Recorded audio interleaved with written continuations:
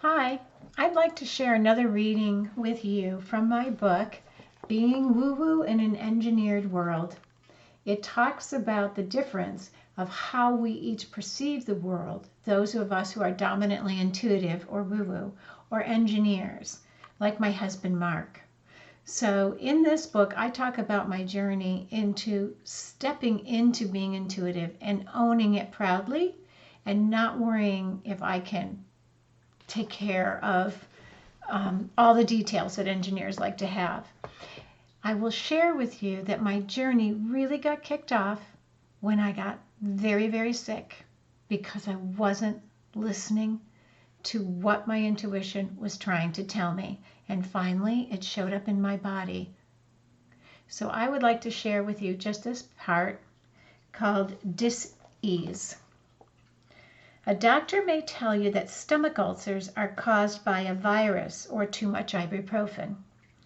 I don't doubt that.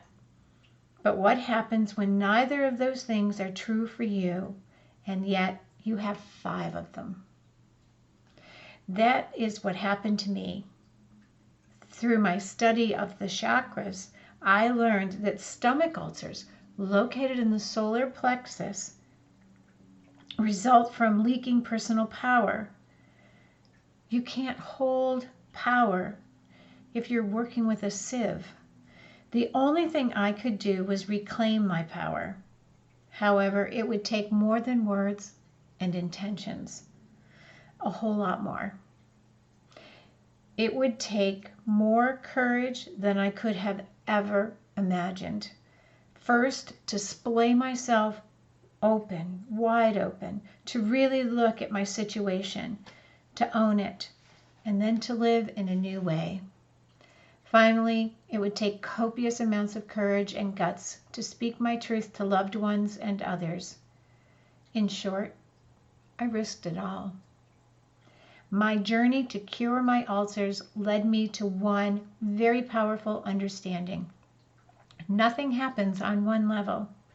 We do not get sick on one level, and we cannot heal on one level. The journey to wellness must include physical, mental, emotional, and spiritual aspects.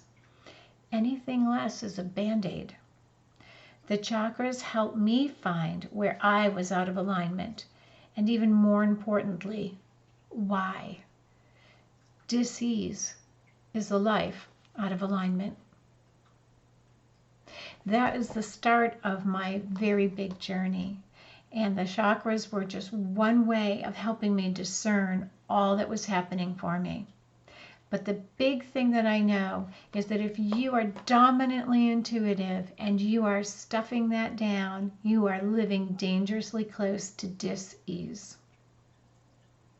If you are the engineer type, more the 5 senses dominant type, it's really, really important that you understand you also have intuition. And it's the only thing in our lives, the only thing we have that its sole purpose is our greatest good and highest purpose. When we ignore our intuition, we're making half-brain decisions. We are ignoring half the information and the only piece that's just for us. So I hope you will read my book. And if you would like to know more about how your intuition shows up for you, because believe me, it's not always intuitive, I would love to hear from you. Feel free to schedule a time at marygleasonconsulting.com. My schedule is right there for your convenience, and I would love to talk with you to see how we might work together. Thanks so much.